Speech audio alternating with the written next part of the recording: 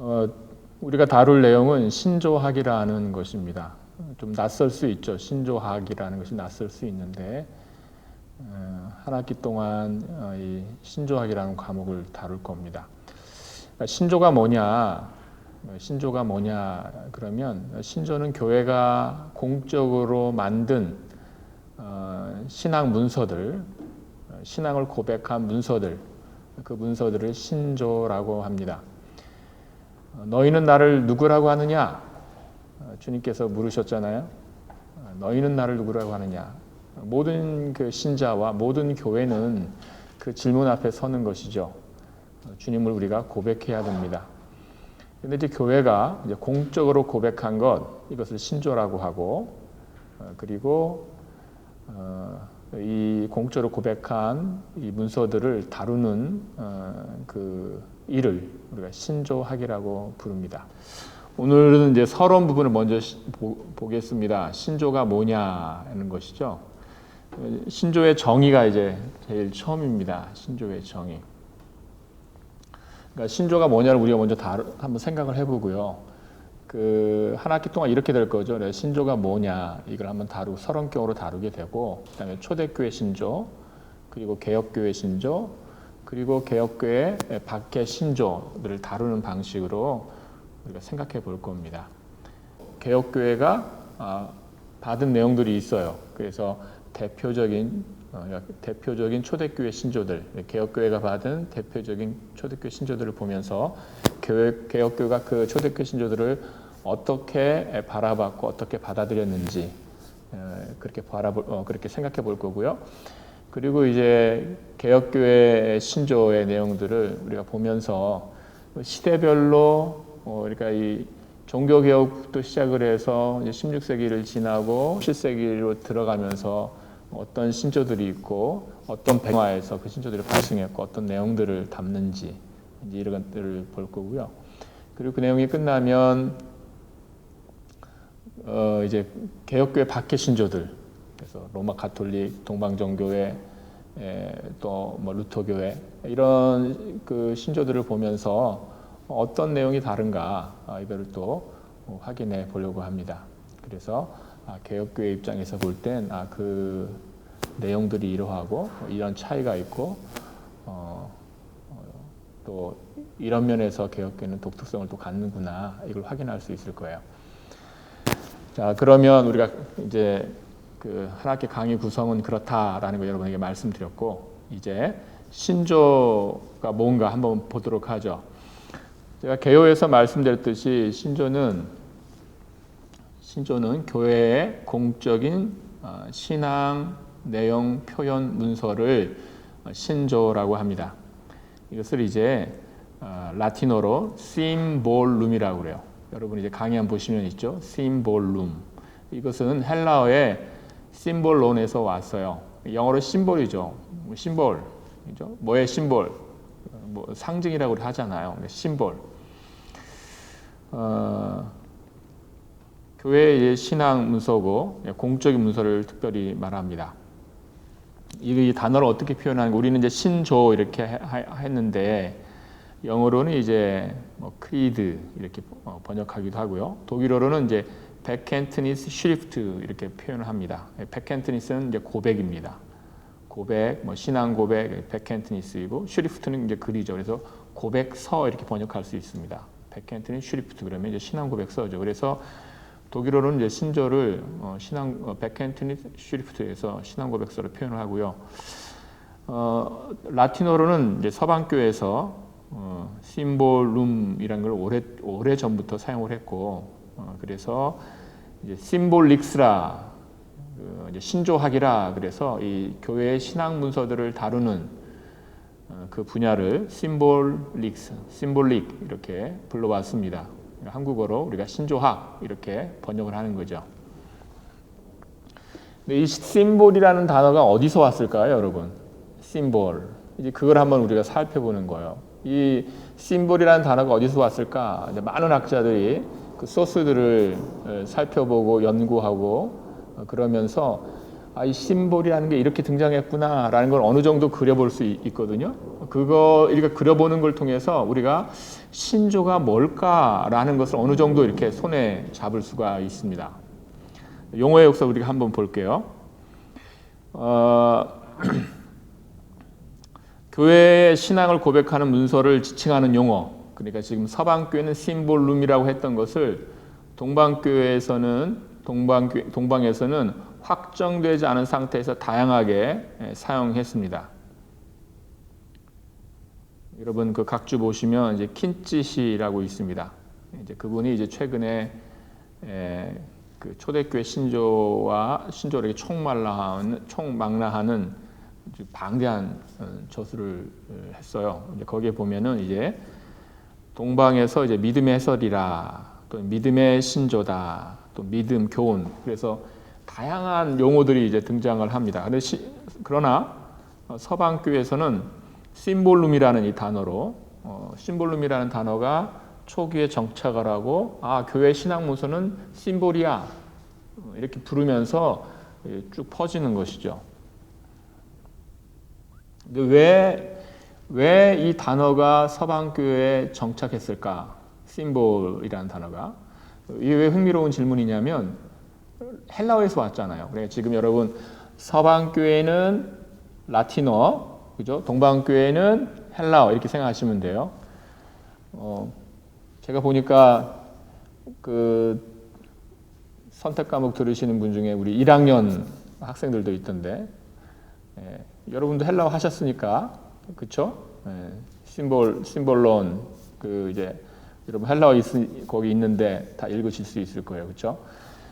그 헬라어가 어떻게 하여 라틴어 문화권에 이것이 그 교회가 이렇게 대세적으로 사용하는 용어로 정착했을까? 이게 흥미로운 것이죠. 그건 이렇습니다. 동방에서 가문의 표, 또 비밀스러운 모임의 표를 말하는 용어가 심볼론이었어요. 자, 우리 집안의 표식이야, 그렇죠? 우리 집안의 표식이야. 어떤 표식을 갖고 다닐 수 있는 거잖아요. 그걸 뭐라고 불렀어요? 심볼론이라고 한 거예요. 어떤 비밀 모임이 있어요. 어떤 비밀 모임이 있어. 그 모임에 나는 이 모임에 속한 사람이야. 그러면 심볼론을 보여봐. 그럴 거 아니에요? 그러면 심볼론을 딱 꺼내서 보여주는 것이에요. 이렇게 심볼론은 가문의 표시, 모임의 표시가 됩니다. 그런데 이 표시가 그 물리적인 물체일 수도 있었지만 또한 문구일 수도 있었어요. 문구. 그래서 하나의 문구가 그 가문의 표시가 될 수 있고 모임의 표시가 될 수 있습니다. 그래서 나는 어느 가문 사람이야. 그러면 심볼론을 말해봐. 그러면 자기 집에 심볼론을 말할 수 있어야 되죠. 가문의 심볼론을 말할 수 있어요. 나는 어느 모임에 속했어. 그러면 심볼론을 말해봐. 심볼론을 보여봐. 그러면 물체를 보일 수도 있었지만 어떤 어구를 말할 수도 있었어요. 그것이 그 집안의 심볼론이 되는 겁니다. 이것이 이제 서방에 들어와서 그 의미가 서방에 들어와서 이제 교회의 심볼론이 되는 것이죠. 교회에 들어와서 나는 이 교회에 속한 사람입니다. 그러면 어떻게 해야 돼요? 심볼론을 보여봐. 그 교회에 여러 가지 심볼들이 있었죠. 뭐가 있습니까? 물고기도 있었죠. 여러분 아시죠? 심볼론에 물고기 심볼론도 있습니다. 그래서 그리고 또 나중에는 십자가가 또 심볼론으로 사용되기도 하죠. 그런데 어구로서 이 말로 된 심볼론이 있었던 것이에요. 그래서 이 이제 사도신경의 원형이 이 말로 된 심볼론이 되는 겁니다. 실제로 예배가 두 예배가 있어요. 초대교회에 말씀 예배가 있고 성만찬 예배가 있어요. 말씀 예배는 세례받지 않은 사람들까지 다 함께 참석하는 예배예요. 그래서 세례받은 사람들, 세례받지 않은 사람들이 다 참석해서 예배를 드립니다. 말씀 예배예요. 말씀 예배는 찬송하고 설교를 듣는 예배이죠. 그리고 그 다음에 무엇이 있는가 하면 성만찬이 있는 것이에요. 성만찬을 할 때는 이 모임에 속한 사람만 참여하는 거예요. 그럼 뭘로 확인하죠? 심볼로 확인하는 겁니다. 신조로 확인해요. 그게 무엇이죠? 사도 신경이 되는 겁니다. 그래서 이제 말씀 예배를 드린 후에 세례받지 않은 사람들은 다 돌아가고 세례받은 사람들끼리 모여서 성만찬 예식을 할 때 그 거의 앞 순서가 무엇이냐면 심볼론, 우리 모임의 표시를 고백하는 겁니다. 그것이 신조가 되는 것이죠.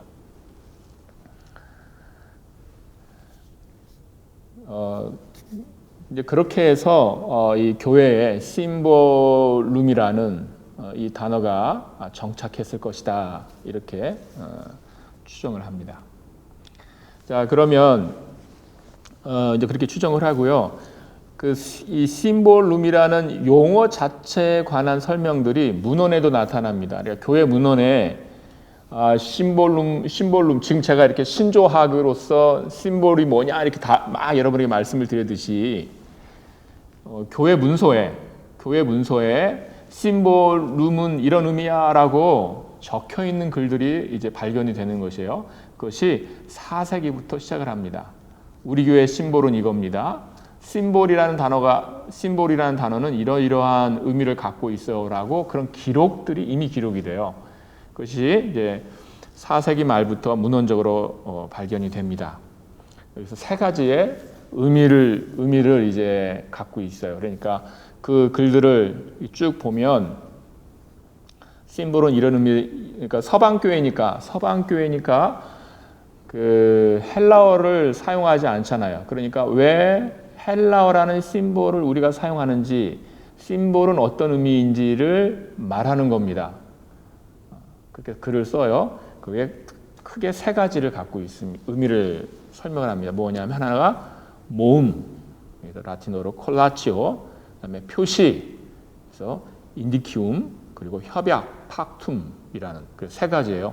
모음이라는 게 뭐냐면 여러 가지를 모았다는 거예요. 표시, 아까 우리 처음에 가문의 표시가 있었잖아요. 사실은 심볼의 가장 직접적인 의미가 될 수 있겠죠. 인디키움, 그리고 팍툼. 심볼은 어떤 사람 사이에 그러니까 어떤 계약을 하게 되면 그 계약을 심볼로 부르는 것이에요. 어떤 계약을 하면 서로 약속을 하면서 약속의 심볼을 가질 수 있잖아요. 그래서 협약이라는 의미도 같습니다. 우리가 뒤에 있는 것부터 설명을 보도록 하죠. 무엇이냐면 협약부터 봅니다. 어거스틴이 그러니까 이 협약 의미를 가장 자세하게 해설을 하고 있는데요. 그리스도인 그 협약이 어떤 의미에서 협약이냐? 그리스도인 사이의 협약이다. 그래서 성도 간의 협약이요.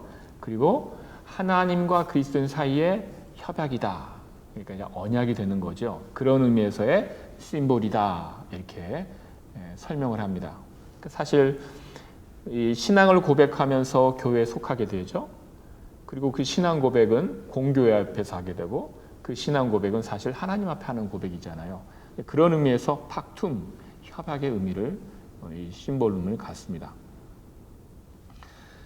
그리고 우리가 콜라치오를 보죠. 이 콜라치오와 인디키움, 그러니까 모음과 표시는요 상당히 오랫동안, 그러니까 이 심볼을 설명하는 글에는 그래서 아주 방대하게, 그러니까 가장 많이 발견되는 그 의미가 이 모음과 표시라는 의미입니다.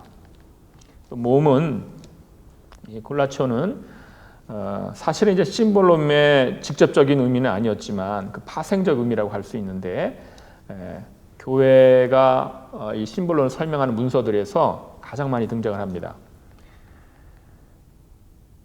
그래서 거기 여러분 글에 보인 대로 10세기까지 아주 오랫동안 심볼을 설명할 때 발견되는 중요한 의미가 이 모음과 표시입니다.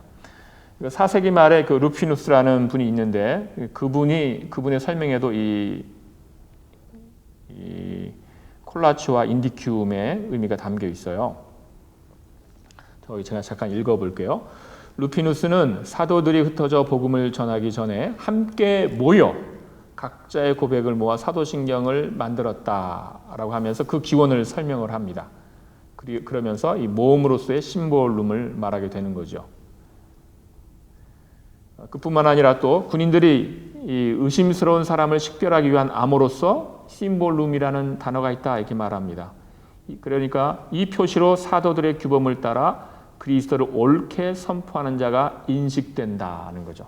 심볼을 갖고 있으면 뭐죠? 이거 참된 말씀 선포자다 이렇게 말하는 것이에요.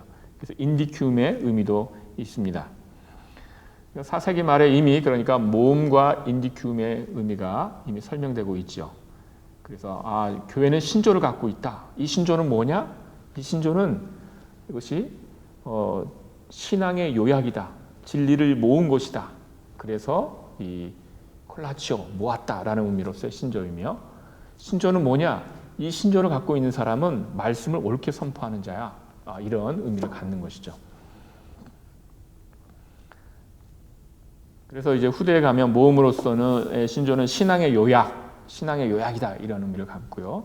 또 표시로서의 신조는 구원 얻을 신앙이나 진리 지식의 표, 정통 신앙의 표, 참된 설교자의 표라는 의미를 갖게 됩니다. 여러분, 그러니까 신조라는 것은 이게 얼마나 중요한 거예요. 신조는 뭐 교회에 없어도 된다 이렇게 할 수 없는 것이죠. 이런 의미는 사실 나중에 뭐 종교개혁 시대에 이런 신앙을 고백할 때도 이런 의미는 담겨 있습니다. 그래서 하이델베르그 요리문답서 같은 경우에 그 사도신경 해설을 시작하면서 우리 신앙의 요약이다 이런 말을 해요. 요약의 의미가 있는 것이죠. 또한 이 신앙을 갖고 있는 것이 우리 정통 교회의 표다 이런 의미도 되는 것이죠. 그래서 신조에다가 교회는 교회가 고백하는 그 진리들을 모아서 그 핵심들을 모아서 담는 일을 하게 되고, 그 신조를 갖고 있는 것이 바로 어떤 표가 되는 것입니다. 이것이 우리 교회의 표다. 이 고백이 우리 교회의 표다. 이것이 참된 신앙의 표다. 이렇게 되는 것이죠. 그래서 심볼룸이라는 이 용어를 통해서 신조의 의미가 무엇을 담는지가 이렇게 어느 정도 그려질 수 있습니다. 그래서 용어의 역사를 이렇게 길게 살폈어요. 신조는 뭐냐? 우리가 이렇게 용어의 역사와 함께 살폈습니다. 자, 두 번째 우리가 다룰 내용은 신조 작성의 동기입니다. 신조 작성의 동기. 여러분, 교회의 소명은 무엇입니까? 교회의 소명. 교회는 왜 이 땅에 존재하는 걸까요? 교회가 이 땅에 존재하는 목적은 무엇일까요?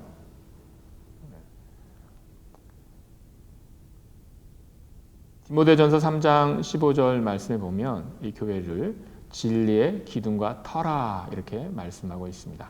교회는 진리의 기둥과 터입니다. 이 진리의 기둥과 터라는 것은 교회의 소명을 말해줍니다. 교회의 소명은 진리입니다. 교회의 소명은 하나님의 말씀입니다. 그래서 하나님의 말씀에 대한 소명이 교회의 존재 목적입니다. 그러니까 교회가 하나님의 말씀을 온전히 전하지 않으면 교회는 존재 목적을 상실하는 것이죠.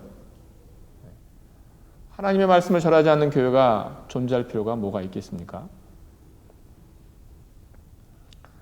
사실 이것은 여러분 우리의 존재 목적과도 연결되는 거죠. 우리가 교회에서 할 일이 뭐예요? 하나님의 말씀을 전하는 것이지 않습니까? 그러니까 교회의 소명이 뭐냐? 교회의 존재 목적이 뭐냐?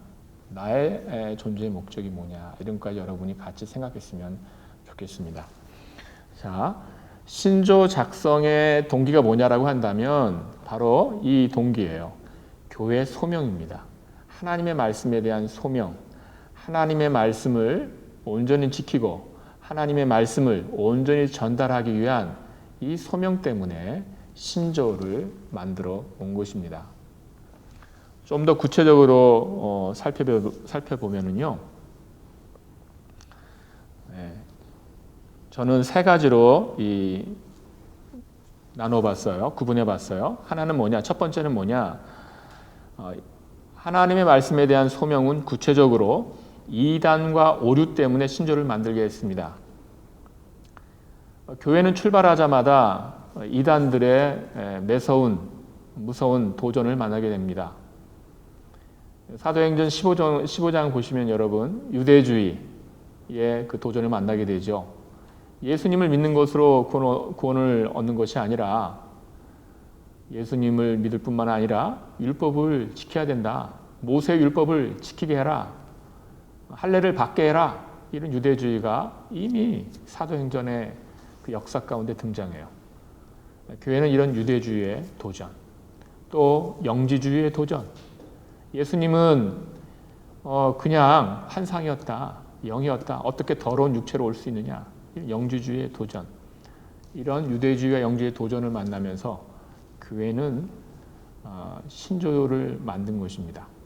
그래서 신앙을 또 하나님 말씀이 말하는 그 내용을 지키려고 했던 것입니다. 만약에 이단들이 등장했는데 또 잘못된 가르침이 등장했는데 교회가 뭐 괜찮아요, 이단 괜찮아요, 뭐 오류 뭐 그 정도 괜찮아요 라고 한다면 뭘 상실한 거예요? 교회의 소명을 상실한 거죠. 잃어버린 거죠. 교회의 책임을 방기하는 겁니다. 우리가 사실 지금 이런 상황에 이렇게 있는데 지금 우리가 계속 만나는 그 이단이 있죠. 신천지라는 이단이 있는데 사실 이단이라는 칭호조차도 사실 좀 높은 칭호죠. 사교죠, 사교.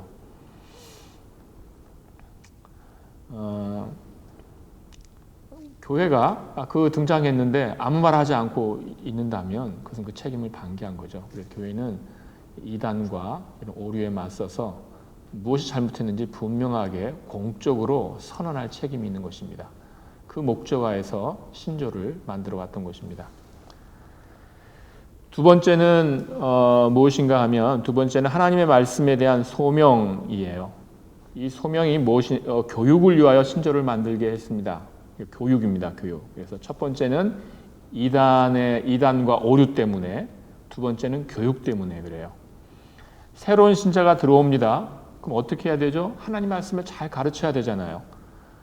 하나님 말씀을 잘 가르치기 위해서 무엇이 사용되는가 하면 신조가 사용됩니다. 자녀들이 태어났어요. 자녀들이 태어났으면 어떻게 해야 되죠? 신앙을 교육해야 되죠. 그들을 교육할 때 무엇이 사용됩니까? 신조가 사용됩니다. 종교개혁 후에 여러 요리문답서가 등장을 했습니다. 제네바 요리문답서가 제네바에서 만들어져요. 또 하이델베르크 요리문답서가 또 만들어져요. 또 웨스트민스터 서유리문답서가 또 만들어져요. 이 카테키스무스라는 이 용어가 이미 그러니까 카테키스무스, 영어로 이제 캐테키즘 하잖아요. 라틴어로 이제 카테키스무스라는 우리가 요리문답서라 이렇게 번역하기도 하고 신앙교육서라 이렇게 번역하기도 하는데 이제 카테케시스 하면은 무엇인가 하면 묻고 답하면서 교육한 그 현장, 그 방식을 카테키시스라고 해요. 그러니까 교회에서 여러분 아이들을 가르칠 수도 있고 어떤 새신자에게 어떤 신앙을 갖고 가르칠 그런 현장이 뭐예요? 카테키시스예요. 교육의 현장이죠. 묻고 답하면서 교육합니다. 거기에 그 목적을 위하여 사용되는 문서를 카테키스무스라 이렇게 해요. 카테키즘, 요리문답 설화 이거 우리가 번역을 하는데 그런데 여러분 카테케메뉴라는 게 있어요. 서론 말고 앞에 머릿말 보면 제가 용어들 쭉 설명을 해놨거든요. 신조, 신경, 그 다음에 이 신앙교육서, 카테키스무스 용어들을 쭉 설명했으니까 여러분 보시면 돼요. 무슨 말씀 드리려고 했냐면 카테케메뉴가 여러분 교회에 보면 학습교인이라고 있죠. 학습교인이 카테케메뉴예요. 카테가 들어가 있으니 여러분 벌써 용어가 비슷하잖아요. 무엇이냐 하면 그 학습교인이라는 단어 자체가 그만큼이나 오래된 거예요.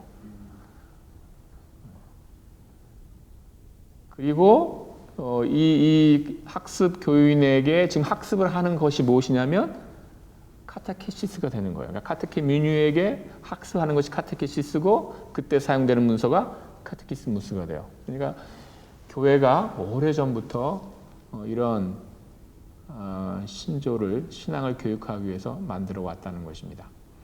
여러분 사도신경도요. 사도신경도 바로 그 목적을 위하여서 사용이 되었습니다. 우리가 사도신경 할 때 또 다루기로 하죠. 그 다음 세 번째는 하나님의 말씀에 대한 소명, 하나님의 말씀이 가르치는 것 곧 교리의 표준으로서 신조를 만들도록 했습니다. 여러분 교리는 독트리나라는 것이죠. 그리고 이 독트리나가 이제 도케레라는 라틴어에서 나온 거예요. 뜻이 뭐예요? 가르치다. 도케레, 가르치다. 독트리나는 그러니까 뭐예요? 가르침이죠. 명사니까 가르침. 우리가 그것을 교리라 이렇게 말합니다. 성경은 가르침으로 많이 번역을 해놨어요.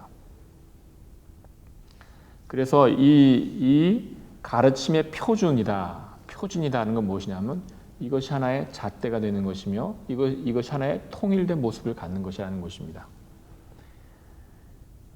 믿음을 갖는다는 것은 내 믿음이 무엇인지를 고백할 수 있어야 되는 것이고 하나님이 어떤 분이신지를 알고 싶은 것이고 하나님과 교제하고 싶은 것이죠. 그걸 알고자 애쓰는 것이죠.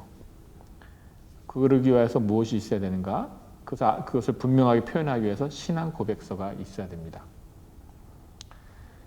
이런 분들이 있어요. 신앙 고백서가 꼭 필요하냐? 우리가 성경이 있는데 신앙 고백서를 왜 만드냐? 이럴 수도 있는데 신앙 고백서 없는 신자, 신앙 고백 없는 신자, 신앙 고백 없는 교회라는 것은 불가능한 것이죠. 믿는데 어떻게 무엇을 믿는지에 대한 고백이 없을 수가 있어요? 교회가 있는데 우리는 신앙 고백 같은 거 취급 안 합니다. 그럼 그 교회는 뭘 믿고 있는 거예요? 하나님의 살아계심을 믿고 있는 거예요? 하나님의 창조를 믿고 있는 거예요? 하나님의 섭리를 믿고 있는 거예요? 인간이 타락해서 죄인 된 걸 믿고 있는 거예요? 죄인된 인간을 구원하시기 위하여 오신 예수 그리스도를 믿고 있는 거예요?